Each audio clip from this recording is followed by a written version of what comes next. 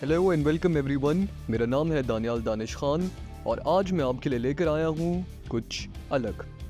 बात करते हैं साउथ एशिया में एक मुल्क की, which is one of the only 2 states जो मज़हब की बुनियाद पर वजूद में आई, पाकिस्तान, जिसकी तारीख इंटरनेशनल अफेयर्स में हमेशा से एक इम्पॉर्टेंट किरदार रही है, आज अपने अंदरूनी मसलों में बुरी तरह घिरा हुआ है। ये वीडियो कंप्लीट देखें। शायद आप मेरी बातों से डिसएग्री करें, but for the sake of healthy discourse दूसरे का पॉइंट ऑफ व्यू सुनना और समझना हमारा फर्ज है। IMF के बेल आउट पैकेजेस का इंतजार, सर्कुलर डेट का दबाव, इन्फ्लेशन की बढ़ती शरह, टैक्सेशन में बेपनाह इजाफा, नौजवानों का मुल्क छोड़ के भागना, एलिटिज्म का पाकिस्तान की नब्ज पे हाथ, इंसाफ, सेहत, तालीम का फुकदान, दहशतगर्दी, भूख, अफलास, इलेक्शन से अवाम की नाराज़गी, करप्शन, अमीरों को सब्सिडी, हर महाज पर पाकिस्तान एक ऐसी जंग में फंसा हुआ है जिसने ना निकलना है, ना हर पाकिस्तानी को फ्रस्ट्रेशन से निकालना है। इस साल के इलेक्शन से पहले के वाक़यात और जो बाद में हुआ, उन्होंने लोगों और रियासत के दरमियान मिसट्रस्ट को और बढ़ा दिया है। मज़ीद आइन और अदालतों की सुप्रेमेसी का डाउनफॉल और सियासी आज़ादियों का खात्मा मुल्क को उन चैलेंजेस के लिए नाकाबिल बनाता है जो वो सामने देख रहा है। पाकिस्तान के हालिया इलेक्शंस ने अवाम और रियासत के दरमियान का ट्रस्ट और ज़्यादा तोड़ दिया है। मईशत अपने एशियन हमसायों से पीछे रहती जा रही है। प्रोडक्टिविटी ग्रोथ की कम से कम रेट और एक्सटर्नल कर्ज का बहुत ज़्यादा बोझ मुल्क के लिए अनसस्टेनेबल है। कोई असर नहीं है कि ये चैलेंजेस किस वक्त जल्दी हल होंगे। तो मेरा सवाल ये है कि पाकिस्तान क्या है? एक पाकिस्तानी सोशलिस्ट के अल्फाज में पाकिस्तान एक सेमी कॉलोनियल, सेमी फ्यूडल रियासत है। हुक्मरानी तबका कॉम्प्राडर बोर्जुआजी है जो पाकिस्तान में इंपीरियलिज्म और फ्यूडलिज्म को बरकरार रखता है। साथ ही पाकिस्तान के अंदर मौजूद मुख्तलिफ मजलूम कौमों पर भी हुकूमत करता है। तो आए सबसे पहले हम देखते हैं कि पाकिस्तान के 3 सबसे बड़े मसाइल कौन से हैं। So number 1, fail and repeat. Pakistan के तमाम मसलों की सबसे बड़ी और अहम वजह यह है कि वी आर एडमेंट कि वही पुरानी प्रैक्टिसेस से नए दौर में अच्छे रिजल्ट्स यूटिलाइज करेंगे। मलिया लोधी ठीक कहती हैं कि इट्स नॉट पाकिस्तान, इट्स पैरानॉइडिस्तान। हर नई इनोवेशन, पॉलिसी, एफर्ट हमें हमेशा नॉन कोहेरेंट बना देती है। We are scared of new policies.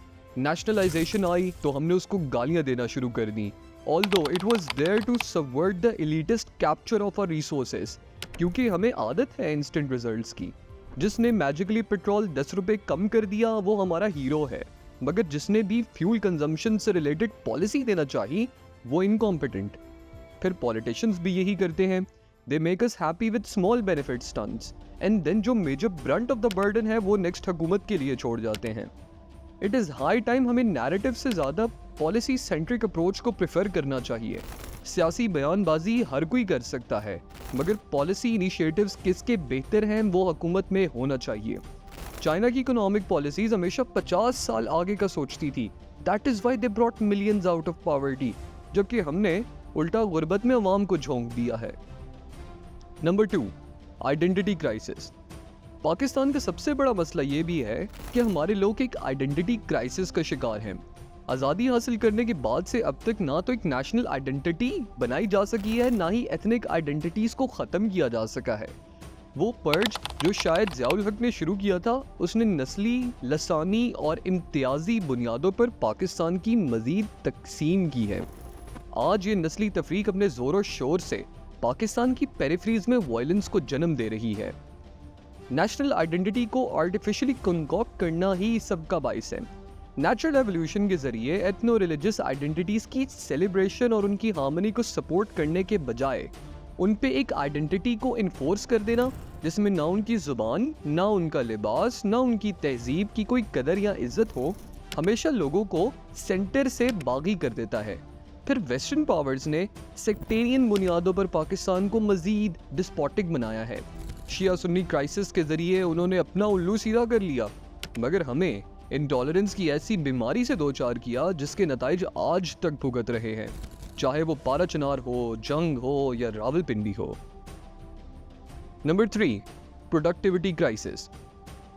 एक तरफ हम सबसे सुनते रहते हैं कि पाकिस्तान में अनएम्प्लॉयमेंट रेट बढ़ा जा रहा है, जॉब्स अवेलेबल नहीं, degree holders are shifting abroad for a better more profound lifestyle, becoming expatriates. लेकिन वी फेल टू रियलाइज कि आखिर मसला क्या है। Business unfavourable environment, heavy taxation and the abuse of special privilege की वजह से फॉरेन इन्वेस्टमेंट्स तो इस मुल्क में आने से रहीं। लोकल इंडस्ट्रियलिस्ट और लैंड ओनर भी अपना पैसा बाहर के मुल्क में ही रखता है, जहां safety of investment and maximum return की श्योरिटी हो। मीनवाइल पाकिस्तान की लेबर फोर्स एक कनंड्रम, एक डिलेमा में है। Having heard all their lives कि पाकिस्तानी लोग सबसे टैलेंटेड, सबसे हार्ड वर्किंग है, this is a lie. Pakistanis are good at finding simple solutions to everyday problems, जिसे हम जुगाड़ू कौम कहते हैं। But when it comes to employing scientific critical thinking to solve complex problems, we don't have a system or a pattern to follow. And that is why we fail. साल का unproductive culture मजीद reprimand करता है critical problem solving को। Since Pakistan किसी economic model को completely adhere नहीं करता, that's why blaming the government और the private sector for unemployment is unjust. हमारा सबसे बड़ा मसला शायद यही है कि we have been frustrated for so long कि हर बंदे से सिर्फ सोल्यूशन डिमांड करते हैं, easy quick solutions. Solution centric approach ने हमें अंधा कर दिया है।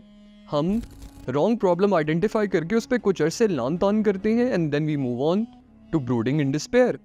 जो भी हमें आके एक पकी पकाई 2 मिनट की एक पॉलिसी, एक सोल्यूशन दे देता है जिसमें ना कोई एनालिसिस होता है, ना इन डेप्थ रिसर्च होती है, but it buys into our biases, तो हमें वो बहुत अच्छी लगती है। मगर मेरी कोशिश ये है कि let's foster the true art of discourse.